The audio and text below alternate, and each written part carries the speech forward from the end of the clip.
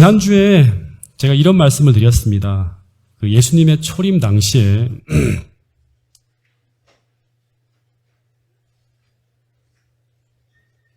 유대 나라는 하나님 나라였고, 그리고 그 국가의 최고의 이상과 목표는 이 메시아의 오심을 기다리는 것이었습니다. 근데 유대 나라가 그 존재의 목적이자 이유인 이 메시아를 영접하는 데 실패합니다. 근데 그 이유 중 하나가 뭐였다 그랬죠? 그 이유 중 하나가 바로 예수님이 오셨을 때, 주님이 오셨을 때 유대인들이 그 주님을 바라보는 관점과 하나님의 관점이 달라서 서로 다른 메시아를 바라보면서 기다리고 있었다는 것이, 그것이 실패의 가장 중요한 이유였다고 말씀을 드렸습니다. 시대 소망에 보면 하늘의 총애를 받으시는 자였던 이 예수님이 유대인들에게는 고운 모양도 없고 풍채도 없어서 흠모할 만한 아름다운 것이 하나도 없는 거예요.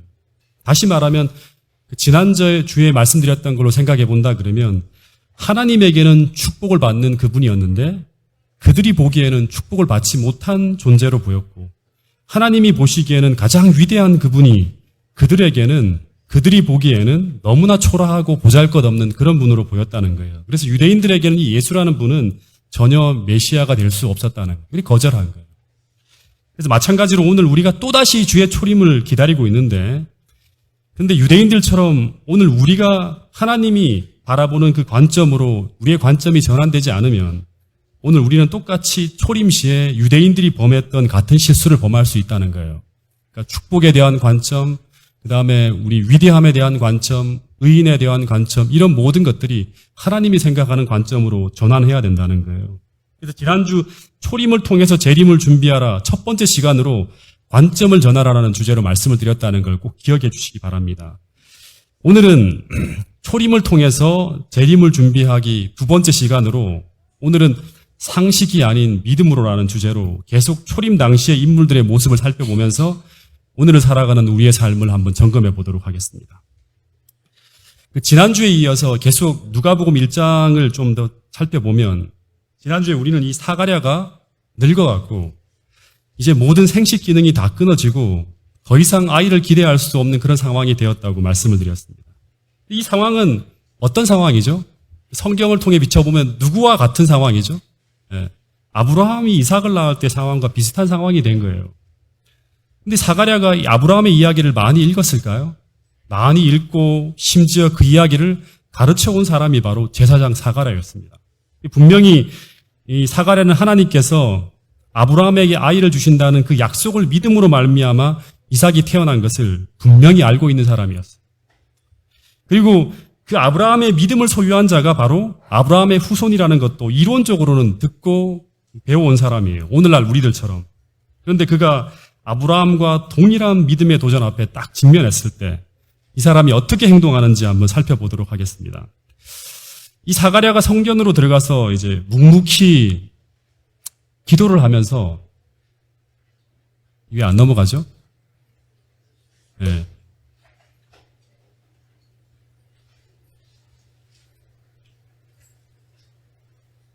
왜 안 넘어가죠? 예. 네. 이 사가랴가 성전으로 들어가서 이제 메시아의 임재를 기도하면서 성전 봉사를 쫙 하고 있을 때, 이 천사 가브리엘이 그 성전에서 봉사하고 있는 이 사가랴에게 탁 나타나서 이런 이야기를 합니다. 누가복음 1장 13절부터 16절에 나오는 말씀을 보면 이제 이 이야기를 읽진 않겠습니다. 이 말이 어떤 말인가 하면, 이제 너희 두 부부가 이제 나이가 많지만 하나님의 능력으로 임신을 하게 될 것이고, 그리고 그것을 통해서 태어날 아기가 바로 어떤 아기인가 하면 이 아이는 주의 길을 예비하는 위대한 선지자가 될 것이라고. 그래서 너희는 이 아이를 어떻게 키워야 되는가 하면 나실인으로 키워야 한다고. 그래서 독주를 입에 대어서는 안 되고 모태로부터 성령 충만함으로 키워야 된다는 너무나 엄청난 이야기를 쫙 듣게 됩니다. 태어날 뿐 아니라 어떻게 키워야 되고 이름까지 다 하나님의 계획이 이렇게 된다고 알려주는 거예요. 근데 이런 이야기를 들을 때 이 사가랴는 지난주에 공부한 것처럼 하나님 앞에 의인이었어요. 그리고 제사장입니다. 근데 이런 사가랴가 어떤 답변을 하게 될까요? 자, 그 답변을 한번 같이 읽어보겠습니다. 누가복음 1장 18절 시작. 사가랴가 천사에게 이르되 내가 이것을 어떻게 알리오? 내가 늙고 아내도 나이가 많으니이다. 이게 무슨 말인가 하면 우리 두 부부는 나이가 너무나 많은데 첫 번째 어떻게 아이를 낳을 수 있겠습니까? 하면서 뒤로 물러나는 거예요. 다시 말해서 그 하나님의 계획은 자신의 상식으로 봐서는 자신의 생애에서는 일어날 수가 없습니다라고 얘기하는 거예요. 그 이유들은 아마 첫 번째는 나이가 많아 아이를 낳을 수 없다는 것이고, 두 번째는 아이를 낳았다 하더라도 지금 나이가 이렇게 많은데 어떻게 그 아이를 이렇게 큰 일을 위해서 우리 두 노부부가 이런 나실인으로 양육할 수 있겠습니까? 라고 말하는 거예요. 시대 소망에 보니까 이런 말씀이 있더라고요.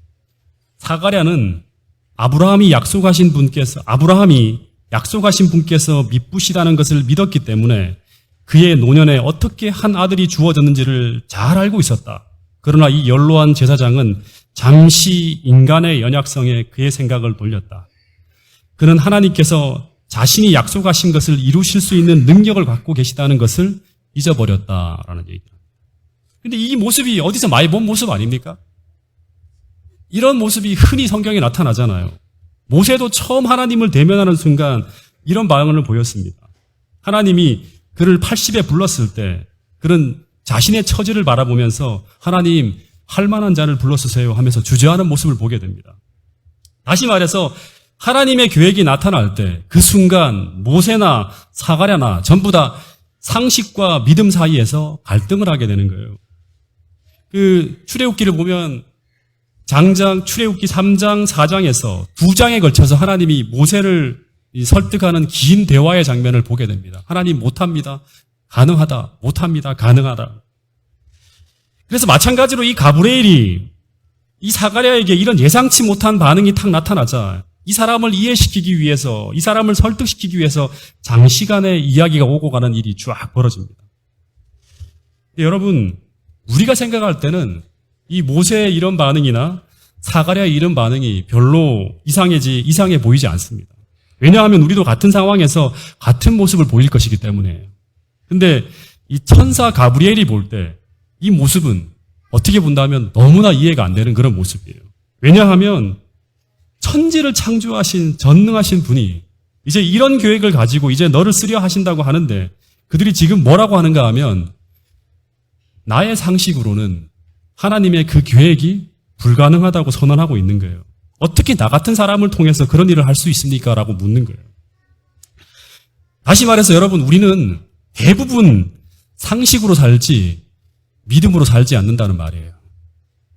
그래서 이런 하나님의 계획이 우리에게 나타날 때 우리는 그 믿음으로 그 계획에 반응해서 우리의 삶을 헌신하기보다는 대부분 그 계획 앞에서 돌아서요. 근데 문제는 이렇게 되면 어떤 문제가 생기는가 하면 하나님의 사업이 우리가 믿음으로 하나님 앞에 헌신하지 못함으로 말미암아 하나님의 계획도 그 지점에서 멈추어 선다는 거예요. 성경을 보면 하나님의 사업이 언제나 이렇게 쭉 추진되어지는 과정을 본다 그러면 언제나 하나님의 계획 앞에 헌신된 믿음을 가진 이 사람을 통해서 하나님의 계획이 성취되어지면서 이루어 간다는 사실이에요. 그래서 하나님 백성들이 이 하나님의 계획에 믿음으로 반응해서 헌신하지 아니하면 하나님의 계획은 지체되고 때로는 그 믿음이 나타날 때까지 유보되어져서 이 하나님의 역사가 굉장히 어려운 난국에 빠져드는 경우들이 있다는 거예요. 실제 이 성경에서는 이 사가랴와 가브리엘 천사의 대화의 장면이 짧게 나와요. 근데 누가복음 1장 21절에 보면 이 백성들이 사가랴를 기다리면서 성전 안에서 그가 지체하고 있는 일을 이상하게 여길 정도로 오랜 시간이 지체되는 걸 볼 수 있습니다. 다시 말해서 이 믿음이 안 생기는 사가랴와 그것을 설득하는 천사 사이에 오랜 시간 이 대화의 과정이 흘러가고 있음을 우리가 볼 수 있습니다. 마치 모세에게 그 사명에 반응하는 믿음이 안 생길 때 오랜 시간 하나님이 모세를 설득하는 대화가 오가는 것처럼 동일한 일이 벌어지고 있는 거예요. 제가 이 모습을 보면서 어떤 생각을 했는가 하면요. 상식을 뛰어넘는 이런 계획이 발표될 때 심지어 이런 모세나 사가랴와 같은 당대 훌륭한 믿음의 사람이라 할지라도 그것에 믿음에 탁 반응해서 신속하게 나오는 것이 그렇게 쉬운 일이 아니라는 거예요. 네.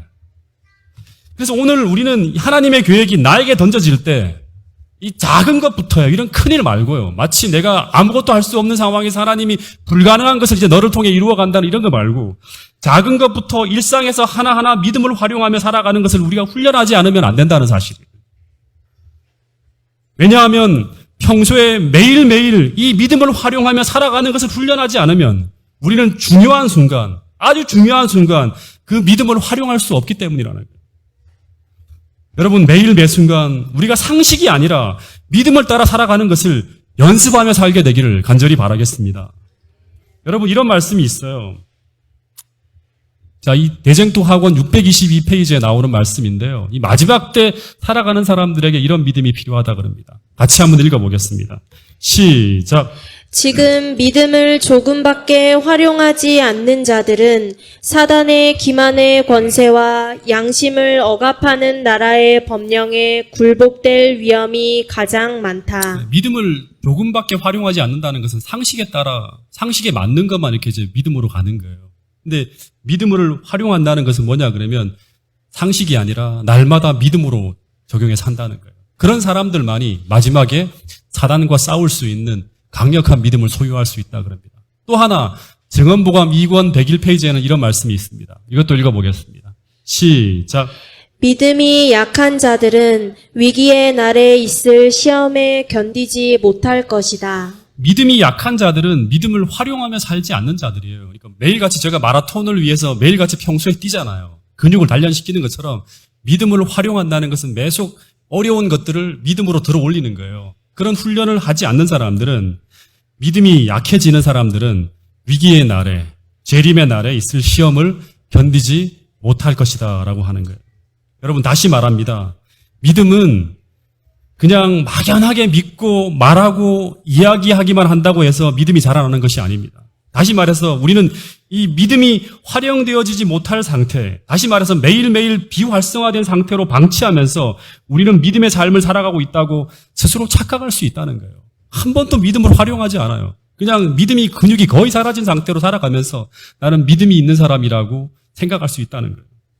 다시 말해서 현장에서 활용될 수 없는 믿음이, 다시 말하면 믿음이 죽은 상태로 살아가면서 우리는 믿음이 있다고 착각하며 살 수 있다는 거예요.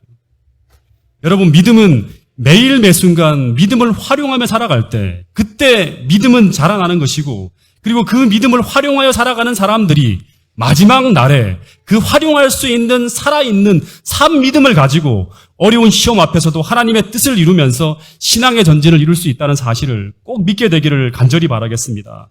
다시 말합니다. 상식이 아닌 믿음으로 살아가야 한다는 거예요. 세상을 바라보는 것이 나의 상식이 관점이 아니라 믿음의 관점으로 바라보면서 대처해야 한다는 거예요. 다시 말해서 상식이 아닌 하나님을 믿는 믿음으로 내 삶에 던져지는 하나님의 계획에 지체하지 않고 즉각적으로 순종하면서 여러분의 믿음을 활용하며 살아갈 때 마지막 순간에도 믿음을 가지고 마지막 순간을 넘어선다는 사실을 꼭 기억하게 되기를 간절히 바라겠습니다. 윌리엄 밀러가 1831년에 재림 기별을 전하기 훨씬 전에 1818년에 이미 2300주야의 예언의 끝을 이제 알게 되었다고 지난번 재림교회사 시간에 말씀을 드렸습니다. 1843년에 맞춰진다고 이제 윌리엄 밀러는 생각을 하게 됩니다. 근데 이 윌리엄 밀러가 그 기별을 전하게 되는 1831년까지 장작 13년 동안이나 그는 이 기별을 전하지 못하고 침묵하며 살아갑니다. 왜 그런가? 왜 그는 13년 동안이나 이 기별을 전하지 못하고 지체했을까요? 공부했었죠. 13년 동안 지체하는 것이 하나님의 뜻이었습니까? 물론 우리가 생각하지 못하는 하나님의 뜻이 있을지 모르지만 윌리엄 밀러의 자서전을 보면 윌리엄 밀러는 이미 오래전에 하나님이 오래전에 윌리엄 밀러에게 이 기별을 전하라고 계속 호소하고 있었다는 거예요. 심지어 1826년 11월 4일에는 밀러의 꿈속에 하나님이 나타나서 깨달은 이 기별을 속히 세상에 전해야 된다고 아주 강력하게 이제 호소합니다. 다시 말해서 하나님은 1831년에 재림운동이 일어나기를 바라신 게 아니에요. 그죠? 예언돼 있지 않죠. 1831년부터 나팔절이 시작된다는 예언은 없어요. 윌리엄 밀러의 지체. 이전부터 하나님은 계속 윌리엄 밀러가 이 기별을 깨닫고 난 다음에 순종하기를 계속 바라셨다는 거예요. 근데 이 밀러는 하나님의 계획에 순종하지 못하고 장작 13년이나 지체하고 있었어요. 심지어 윌리엄 밀러는 계속 하나님이 전해야 된다 계속 압박하니까 이 압박을 견디지 못해서 그 자서전에 보면 이 기별을 대신해서 전해줄 목사를 찾아서 몇 사람을 만나서 이야기를 합니다. 이 기별을 좀 전해달라고, 나 대신해서. 근데 전부 그 목사들이 이 기별에 관심을 갖지 않습니다. 그런데도 불구하고 이 밀러는 대안이 없는데도 불구하고 13년이나 주저하며 침묵하며 보냈다는 거예요. 그 이유가 뭐죠? 그 이유가 똑같아요. 모세나 사가랴나 똑같아요. 첫째는 자신이 목사가 아닌 너무나 평범한 일개의 농부라는 사실이에요. 다시 말해 그에게 복음을 전하는 자는, 대중 앞에 서서 복음을 전하는 자는 목회자여야 된다는 이 상식이 그의 믿음의 발목을 잡고 있었다는 거예요. 그리고 두 번째는 이 윌리엄 밀러가 어떤 사람이죠? 되게 소심하고 조용한 성격이라서 설교적 달란트가 없는 사람이에요. 자신이 이 기별을 온 세상에 전하는 하나님의 도구가 될 수 없다는 거예요. 설교를 잘하는 사람이 아니기 때문에. 다시 말해 그에게 상식은, 복음은 달란트가 있는 자만이 이 기별을 전해야 된다는 그 상식이 이 믿음의 발목을 붙잡고 있었다는 거예요. 근데 하나님은 당시 미국 전역에서 모든 사람들 중에서 이 기별을 전할 가장 적합한 사람으로 누굴 선택했다? 이 윌리엄 밀러를 선택했다는 거예요. 계속, 그래서 하나님이 다른 대안이 없기 때문에 이 윌리엄 밀러의 믿음이 하나님의 뜻에 반응할 만큼 자라기를 계속 기다렸다는 거예요. 얼마 동안? 13년 동안이나. 왜냐하면 하나님에겐 다른 대안이 없었기 때문에. 그러다가 밀러가 드디어 이 하나님의 압박에 견디지 못하고 굴복해서 그가 공적으로 활동하기 시작했을 때 이 모든 밀러의 상식은 다 깨어집니다. 밀러는 도무지 상상할 수 없는, 도저히 그렇게 되리라고 꿈조차 꿀 수 없었던 어마어마한 결과들이 이 하나님의 이 역사 앞에, 그가 헌신할 때, 계획 앞에 헌신할 때 나타나는 거예요. 이 수많은 위대한 인물들이 전부 농부인 윌리엄 밀러의 참보가 되어서 밀러를 돕게 되고, 이 밀러의 기별이 미국 전역을 강타하며 대신앙의 부흥을 일으키는 거예요. 농부 출신에다가 나이도 많은, 너무나 별 볼 일 없는 한 농부 출신의 이 성경 연구자를 통해서 하나님은 당신의 이 재림 계획의 한 중요한 획을 긋는 한 사건을 성취하는 도구로 밀러를 사용하셨다는 거예요. 이 많은 생각을 해야 됩니다. 이 마지막 때 똑같은 방법으로 하나님 마지막 사업을 끝내실 수 있다는 거예요.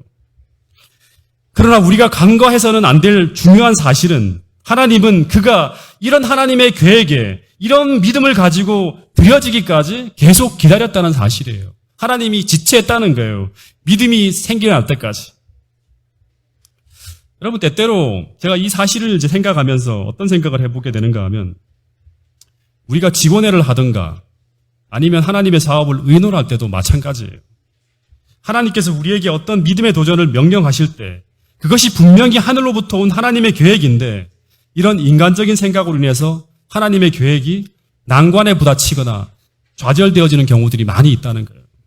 실제로 이 하나님의 백성들 속에 이런 불신의 일이 벌어지고 또 반복되어졌던 곳이 뭐냐 그러면 광야 40년의 출애굽의 역사예요. 그리고 그 다음에 이스라엘의 역사이고 또 오늘날 현재 진행형으로 이루어지고 있는 오늘날 우리들의 역사라는 사실이에요. 여러분, 출애굽기를 보면 하나님은 이스라엘 백성들이 보기에는 상식적으로는 행진이 불가능한 것으로, 때로는 걸어 들어가게 되면 생존이 힘들어 보이는 그런 환경 속으로 계속 들어가라고, 전진하라고 명령하는 거예요. 그런데 이스라엘 백성들은 하나님이 갖고 계신 자원이 아니라 그들 자신이 갖고 있는 자원들을 바라보면서, 다시 말하면 그들의 상식을 가지고 하나님의 계획을 바라보면서 하나님 명령 앞에 주저하고 멈춰서고 결국 돌아서면서 하나님의 역사를 이루어가지 못하는 경우들이 많이 있습니다. 그래서 이 요단강을 건너가야 하고 가나안을 정벌해야 하는 이 하나님의 계획이 원래는 1년 반이면 끝나야 되는데, 근데 그 기간이 40년이라는 시간으로 연장되면서 계속 고통스러운 세월을 보내게 된다는 거예요. 근데 그 이유가 바로 뭐냐 그러면, 결정적인 이유가 바로 뭐냐 그러면, 그 가데스 바네아에서 그 가나안 정벌을 앞두고 정벌한 그들의, 점검했던 그들의 믿음이 살아있는 믿음이 아니라 죽은 믿음이었기 때문이라는 사실이에요. 다시 말해서 시내 산에서 1년 동안 배운 그 믿음이 매일의 현실에서 활용되어지고 사용되어지고 있던 삶 믿음이 아니었다는 사실이에요. 그래서 하나님이 이 윌리엄 밀러처럼 다시금 그 믿음이 활용 가능한 상태로 바뀔 때까지 계속 이 믿음을 활용하는 훈련을 40년 동안 받게 하셨다는 사실입니다.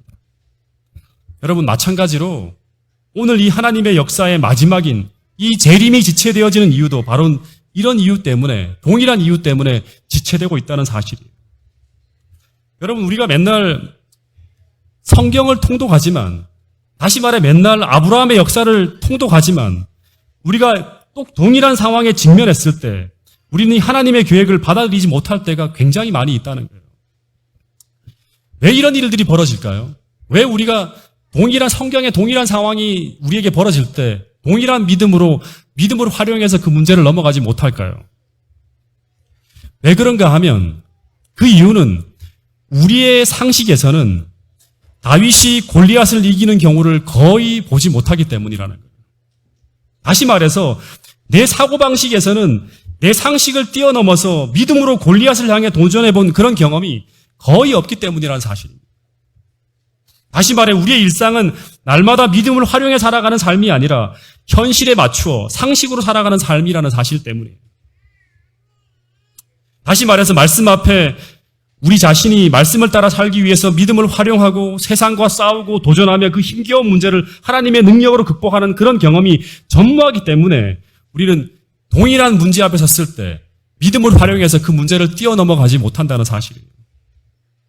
여러분, 근데 이 다윗의 생애를 보면 제가 이 부조와 선지자를 읽어보니까 이 다윗이라는 사람은 그 골리앗을 만나서 골리앗을 쓰러뜨리기 전에 매일 일상의 삶 속에서 이 다윗이 양을 지키기 위해서 수도 없이 그를 공격해 들어오고 도전해 오는 그 작은 골리앗과 같은 곰과 이리와 맞서면서 그는 늘 하나님을 의지하는 그 믿음을 활용하며 살아갔다고 이 부조와 선지자는 이야기하고 있습니다. 다시 말해서 그가 그 결정적인 순간에 골리앗과 싸워야 하는 그 믿음의 도전이 있기 전에 그는 수도 없이 일상의 삶을 통해서 믿음을 활용하며 살아가는 경험이 있는 사람이었다는 사실입니다. 그래서 그 앞에 이 골리앗이라는 존재가 나타났을 때 그에게 그 믿음은 자동으로 활성화되어져 갖고 골리앗을 향해서 달려나갈 수 있었다는 거예요. 여러분, 평소에 우리 믿음이 활용되어질 수 있는 삶 믿음이 아니라면 우리에게는 그 결정적인 순간 골리앗에 맞서 싸울 수 있는 믿음이 만들어지는 것은 불가능하다는 사실을 꼭 기억하게 될 수 있기를 간절히 바라겠습니다. 그래서 오늘 우리 모두에게도 다윗처럼 우리 일상의 삶이 믿음의 훈련장이 되어야 한다는 사실입니다. 다시 말해서 오늘 우리의 삶의 관점이 날마다 상식이 아닌 믿음을 활용해 살아가는 것이 우리 일상의 삶이 되어야 한다는 사실을 잊지 않게 되기를 간절히 바라겠습니다.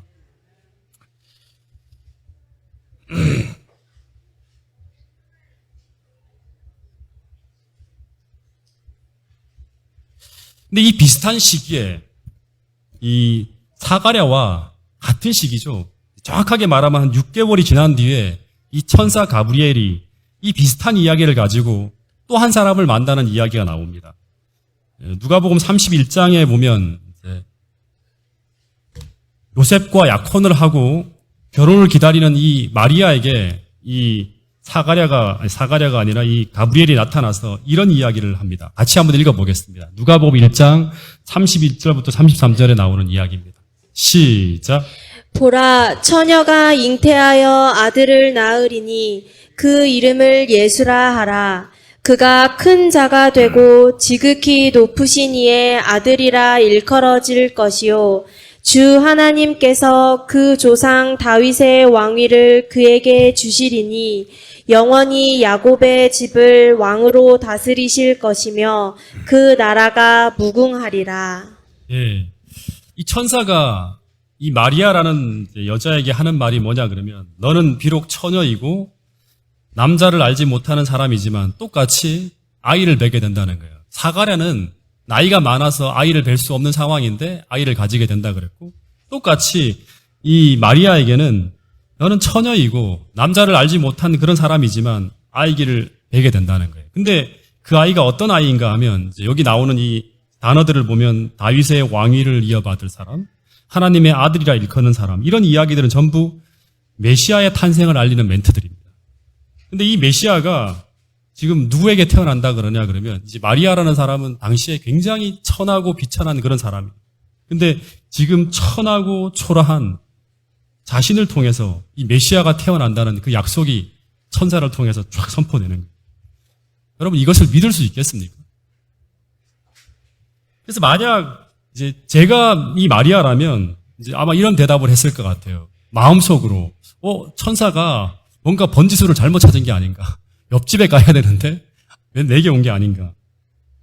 알다시피 나는 너무나 평범하고 너무나 볼품이 없는 사람인데 왜 천사가 저런 이야기를 할까. 이런 어떤 의문이 들었을 거예요. 그래서 이 마리아가 이제 어떤 이야기를 하냐 그러면 이제 어떻게 제가 그 일을 감당할 수 있겠습니까? 라는 이런 이제 마음을 가지고 이 천사에게 이런 말을 합니다. 아직 처녀인데 어떻게 제가 아이를 가질 수 있겠습니까? 라고 얘기를 합니다. 자, 그 이야기가 바로 성경에 나오는데 근데 이 천사가 이런 말을 해요. 이제 보통 이제 우리가 불가능한 상황에 직면할 때 하나님께서 우리에게 하나님의 계획을 발표하고 그 계획에 헌신하라고 할 때 우리가 어떻게 그 일을 할 수 있습니까? 라고 생각을 하잖아요. 그죠? 그때마다 하나님이 일하시는 방법이 바로 이거라 그럽니다. 자, 같이 한번 읽어보겠습니다. 이 말씀도. 시작. 천사가 대답하여 이르되 성령이 내게 임하시고 지극히 높으신 이의 능력이 너를 덮으시리니 이러므로 나실 바 거룩한 이는 하나님의 아들이라 일컬어지리라. 대저 하나님의 모든 말씀은 능하지 못하심이 없느니라. 이 말씀은 어떻게 이해할 수 있는 말씀이냐면 너에게 이 일을 하라는 것이 아니다. 어떻게 그 일이 이루어지죠? 라는 의문이 들잖아요. 그죠? 그때마다 하나님이 하시는 말씀이 뭐냐 그러면 너에게 이 일을 하라는 것이 아니다. 단지 너가 하나님의 도구로 너를 나의 이 계획에 바칠 수만 있다면 그러면 바치면 어떤 일이 이루어진다? 성령이 내게 임하시고 지극히 높으신 이의 능력이 너를 덮으리니 그렇게 될 때 하나님의 계획은 너의 몸을 통해서 너의 삶을 통해서 성취될 수 있다는 거예요. 다시 말해서 하나님의 말씀은 능치 못하심이 없느냐 이 말씀처럼 하나님의 계획이 너를 통해서 반드시 성취될 것이다 라고 이야기하는 거예요. 그래서 말씀하는 것이 이제 바로 이거예요. 단 하나, 너에게 요구하는 것은 단 하나라는 거예요. 너는 이 하나님의 일에, 이 하나님의 계획에 내 몸을 믿음으로 내어 맡길 수 있겠는가라는 것을 질문하는 거예요. 처녀가 임신하게 되는 것이 도저히 믿기지 않더라도 혹여 임신한 후에 너가 겪게 될 여러 가지 혼란스러움과 오해와 사회적 두려움이 생긴다 하더라도 이 하나님의 뜻을 이루는 이 일에 너의 모든 걱정과 염려를 다 하나님께 맡기고 너 자신을 하나님께 밝힐 수 있겠는가라고 묻는 거예요. 그렇게만 된다면 대저 하나님의 모든 말씀은 능하지 못하심이 없느니라는 이 말씀 앞에 모든 답답한 상황과 모든 불가능한 환경이 다 굴복하는 놀라운 하나님의 역사가 펼쳐질 수 있다고 이야기하고 있는 거예요.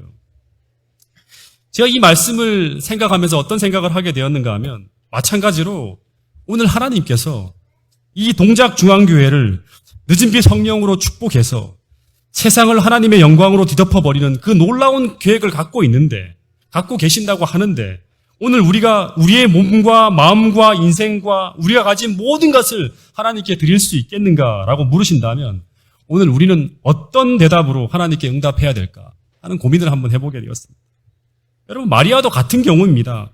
오늘 너를 통해서 세상을 하나님의 영광으로 축복하려 하는데 너의 인생을 이 하나님의 계획에 바칠 수 있겠는가라고 물으실 때 이때 이 마리아의 대답이 이제 이것이죠. 어떻게 보면 우리 모두가 배워야 할 하나님께 올바르게 믿음으로 반응하는 모범 답안이 바로 이 마리아의 고백입니다. 자, 같이 한번 읽어보겠습니다. 자, 시작. 대저 하나님의 모든 말씀은 능하지 못하심이 없느니라. 마리아가 이르되 주의 여종이오니 말씀대로 내게 이루어지이다 하매 천사가 떠나가니라. 대저 하나님의 말씀은 능하지 못하심이 없느니라는 천사의 이제 말이에요. 그죠? 여기에 마리아가 이제 반응하는 게 뭐냐 그러면 마리아가 이르되 주의 계집종이 오니 이 말씀대로 이 하나님의 계획대로 누구에게 내게 이루어지이다 하는 얘기를 합니다. 그랬더니 천사가 떠나가는 간단한 거예요. 이제 더 이상 말할 게 없잖아요. 사가랴하고는 계속 왔다 갔다 이야기하고 이 모세하고도 계속 설득하느라 어려움이 있지만 이 마리아의 한마디로 딱 하니까 천사가 바로 떠나가는 거예요. 오케이, 됐다. 인간적으로 판단할 때 여러 가지로 불가능할 것처럼 보이는 이 하나님의 명령 앞에 나의 상식이 아닌, 나의 경험이 아닌 믿음을 활용해서 자신의 삶을 드릴 수 있는 그 믿음을 소유한 사람을 통해서 예수님의 초림의 역사가 이루어져 나가는 거예요. 다시 말해 하나님은 그 시대에 평소 상식이 아닌 믿음을 활용해 살아온 이 산믿음의 소유자인 이 마리아의 삶을 보시고 하나님은 그 당시 수많은 성경의 박사들과 성경의 학사들이 있었지만 이 예수를 맡기는 이에 그들 모두를 피하시고 이 마리아를 선택한 거예요. 여러분, 마리아의 이 모습은 마지막 시대에 우리가 하나님의 능력이 역사하는 도구가 되기 위해 반드시 소유해야 될 살아있는 믿음, 활용되어질 수 있는 믿음이라는 사실을 여러분 기억하게 되기를 간절히 바랍니다. 예언을 연구해 보면 마지막 시대에 하나님의 사업이 전개되어지는 양상을 살펴보면 대부분 하나님은요, 인간의 생각과 상식을 뛰어넘는 방법으로 하나님은 이 마지막 사업을 마무리하려고 계획하고 계신다는 사실이 이 교회 증언이라든가 성경의 여러 가지 이야기를 통해서 우리가 볼 수 있습니다. 근데 그때 우리가 이 하나님의 계획에, 이 하나님의 마지막 사업에 믿음으로 반응하지 못하고 이런 인간적인 생각으로 나의 상식으로 그것을 판단하려고 할 때 우리는 하나님의 위대한 도구가 되는데 실패할 수 있다는 거예요. 제가 이 마지막 시대에 하나님께서 이 마지막 사업을 전개하는 과정을 이제 소개하는 몇 가지 이야기들을 보는데요. 이런 이야기들이 있습니다. 같이 읽어보겠습니다. 시작. 그대에게 말하건대 주께서는 이 마지막 사업에서 통상적인 방법과는 매우 다른 방법으로 곧 어떤 인간적인 계획과도 반대되는 방법으로 일하실 것이다. 주의 일꾼들은 하나님께서 당신의 사업을 완성하기 위해 사용하시는 아주 단순한 방법을 보고 놀랄 것이다. 이 마지막 때 하나님은요, 그러니까 이 사가랴에게 이제 이 아기를 낳게 하는 방법, 마리아에게 아기를 낳게 하는 방법, 그리고 평소에 쓰임받지 않을 것 같은 이 나이 많은 사람, 그 다음에 어떻게 보면 처녀고 평범하고 초라한 그 사람들을 하나님의 마지막 초림의 도구로 사용했잖아요. 마찬가지로 하나님은 통상적인 방법과 매우 다른 방법으로 어떤 인간적인 계획과도 반대되는 방법으로 일하신다는 거예요, 마지막 때. 그래서 이 마지막 때 주의 일꾼들은 하나님께서 이 마지막 사업을 진행시키는 과정을 보면서 너무나 단순한 방법을 보고 놀라게 될 것이라는 얘기를 하고 있어요. 또 하나는 교회 증언 5권 754페이지를 보면 이런 말이 있어요. 참 이게 저한테 굉장히 놀라운 말씀인데, 번개의 속도로, 빛과 같은 속도로 이 마지막 사업이 맞춰지게 될 거라는 거예요. 마지막 때의 사업은 굉장히 신속한 방법으로 맞춰진다는 거예요. 지금처럼 이렇게 뭐 한 사람 전도하고 두 사람 전도하고 하는 게 아니라 하나님의 이 방법을 통해서 순식간에 번개의 속도로 맞춰진다는 거예요. 여러분, 다시 말해 지금의 상황을 본다면 너무나 복음 사업의 전개 과정의 진척 속도가 더딘 것처럼 보이고 이 복음 사업의 전개가 어려울 것처럼 보일 거예요. 근데 마지막이 가까워 올 때 하나님은 이런 국면을 단 한순간에 바꾸어 버릴 놀라운 방법을 동원하게 된다는 거예요. 다시 말해 뭔가 지금과 같은 방법이 아닌 하나님만이 아시는 새로운 방법을 마지막 때 동원하실 것이라고 성경은 얘기하고 있어요. 그래서 우리가 우리의 통상적인 상식을 깨트리면서 우리를 당신의 도구로 사용하고자 하실 때 우리가 믿음으로 그 방법을 따라갈 수 있는 이 믿음이 오늘 나의 일상의 삶을 통해 훈련되어져 있지 않으면 우리는 나를 이끄시는 그 하나님의 계획을, 교회를 이끄시는 그 하나님의 계획을 거절할 수 있다는 거예요. 이거는 나의 상식으로는 안 돼, 이렇게 해서는 안 돼 하고 막을 수 있다는 거예요. 하나님의 그 마지막 사업의 도구로 다 사용되어지는 사람들이 바로 마지막 때 하늘로 승천해어지는 하나님의 마지막 나온 백성이 되는 거예요. 여러분, 제가 이 이야기도 했는데요. 첫 번째 재림교회 출판물이 이제 나올 때 재림교회사 시간에 잠깐 말씀드린 내용인데요. 하나님은 이 재림 성도들에게 교회를 세우기도 전에 먼저 출판소를 지어서 출판물을 제작하여 배포하라는 이제 계시를 엘렌 화이트에게 전달합니다. 당시에 상식적으로 판단하면 이 일은 불가능한 일이었어요. 왜냐하면 막대한 돈이 들어가야 되는데 당시 안식일 총회를 통해 이 재림교회에 참석한 교인의 숫자는 지금 우리 교회 정도 성도의 숫자밖에 되지 않았어요. 그리고 전부 다 그 사람들이 너무나 가난해요. 근데 엘렌 화이트이 상식적으로 불가능한 그 상황에서 이 제임스 화이트에게 그래도 먼저 이 출판소를 이제 출판 사업을 추진할 것을 명령하는 거예요.